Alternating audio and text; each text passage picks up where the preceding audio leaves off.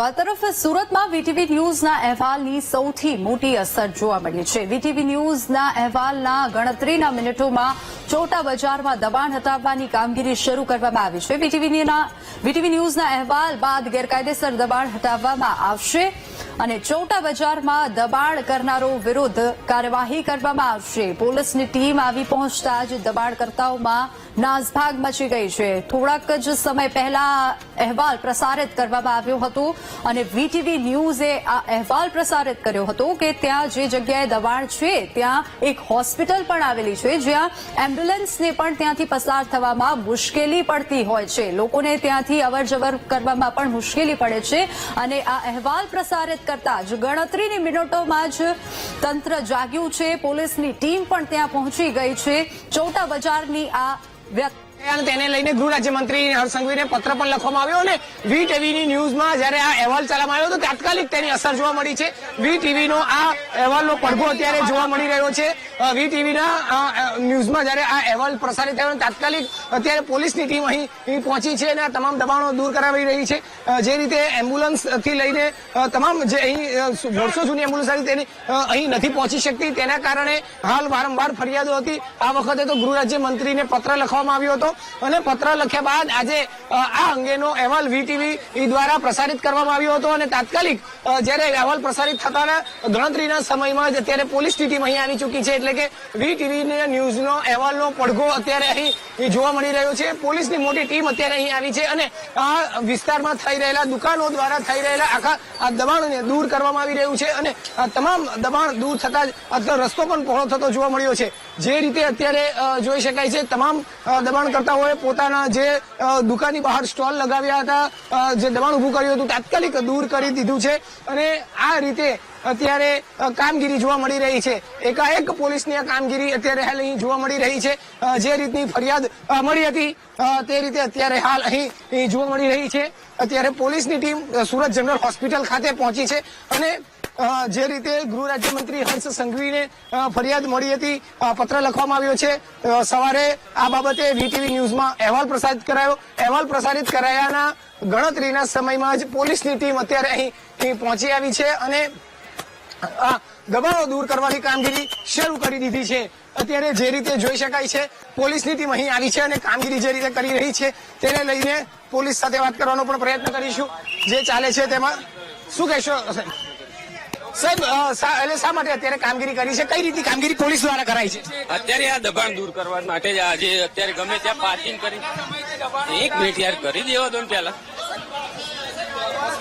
હોસ્પિટલને લઈને એમ્બ્યુલન્સને કઈ ફસાતી હતી તેવી વાત હતી.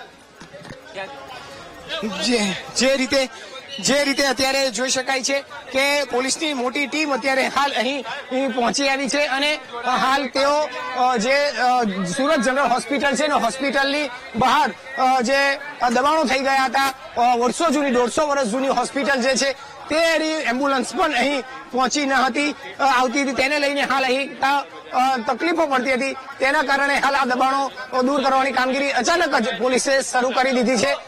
જે રીતની અત્યારે કામગીરી શરૂ કરી છે તેને લઈને સ્થાનિક લોકોમાં પણ જોડાયા છે. સાહેબ શું કહેશો, પોલીસ અચાનક આવી ગઈ, શા માટે, શું લાગે છે?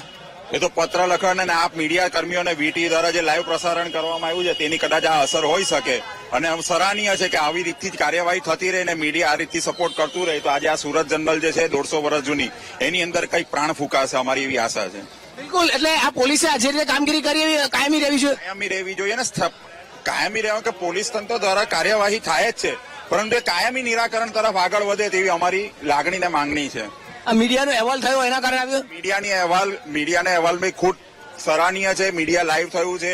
આજે મીડિયાએ બી આ બાબતની ગંભીર નોંધ એ સરાહનીય છે અને આપના દ્વારા જે વીટીવી દ્વારા લાઈવ કરવામાં તેની અમે માહિતી મેળવી શકીએ છીએ કે આજે એનાથી આ અસર પડી છે. મીડિયાનો ખૂબ સપોર્ટ રહ્યો છે, એ બદલ ખૂબ ખૂબ આભાર મીડિયાનો. બિલકુલ, એટલે જે રીતે અત્યારે જોઈ શકાય છે સ્થાનિક લોકો પણ માની રહ્યા છે કે વર્ષો વખત આ પરિસ્થિતિ હતી, કોઈ દિવસ દૂર નથી થઈ, પરંતુ આજે આ પરિસ્થિતિ જયારે મીડિયાનો અહેવાલ પ્રસારિત કરવામાં આવ્યો અને તેના કારણે અત્યારે હાલ આ તમામ જે દબાણ છે દૂર થયા છે. ના એવું નથી. એસએમસી સાથે સંકલન કરીને જ આપણે કરીએ છીએ. સાહેબ, આજે આપણે જે કામગીરી કરવા આવ્યા છે એની પાછળ શું કારણ છે? કામગીરી તો આપણે અહીંયા તો કરતા જ રહીએ છીએ, અવારનવાર આવતા જ હોઈએ છીએ, પણ આજરોજ આપણને એવી માહિતી મળી કે ભાઈ અહીંયા એમ્બ્યુલન્સ આવી શકે એમ નથી, તો આપણે સરપ્રાઇઝ ચેકિંગમાં નીકળ્યા છે અને અહીંયા વ્હીકલો પાર્કિંગ થયેલા છે, તો હવે એસએમસી સાથે સંકલન કરીને આપણે પાર્કિંગની વ્યવસ્થા દૂર થાય ને એમ્બ્યુલન્સ આવી જઈ શકે એ પ્રમાણેની એક વ્યવસ્થા ઉભી કરશું. કાયમી ધોરણે બસ એ એસએમસી સાથે સંકલન કરીને પછી આગળની કાર્યવાહી કરશું આપણે. બિલકુલ, એટલે જે રીતે વી ટીવીના અહેવાલની આ સીધી અસર અત્યારે જોવા મળી છે અને ખાસ કરીને જ્યારે આ અહીં એમ્બ્યુલન્સ નહોતી આવી શકતી તે પણ બતાવવામાં આવ્યું હતું અને કઈ રીતની મુશ્કેલી હાલ પડી રહી છે તે બતાવવામાં આવ્યું હતું અને આખરે લોકોએ પણ સ્વીકાર્યું છે કે વી ટીવીમાં જ્યારે અહેવાલ પ્રસારિત થયો અને તરત જ ગણતરીના સમયમાં હાલ પોલીસની ટીમ અહીં આવી છે અને તમામ દબાણો દૂર કરાવ્યા છે. કેમેરામેન દેવેશ સોલંકી સાથે ધ્રુવ સોમપુરા, વીટીવી ન્યૂઝ, સુરત. તો અત્યારે 11:30 વાગે આ અહેવાલ પ્રસારિત કરાયો હતો અને થોડીક જ મિનિટોમાં ત્યાં અહેવાલની અસર દેખાઈ. સુરતમાં વીટીવી ન્યૂઝના અહેવાલની સૌથી મોટી અસર દેખાય છે. વીટીવી ન્યૂઝના અહેવાલના ગણતરીના મિનિટોમાં ચોટા બજારમાં દબાણ હટાવવાની કામગીરી શરૂ કરાઈ છે. ત્યાં પોલીસની ટીમ પહોંચી છે. જોકે પોલીસ આવું કહેતી જોવા મળી કે ત્યાં તેઓ સરપ્રાઇઝ ચેકિંગ કરવા આવ્યા.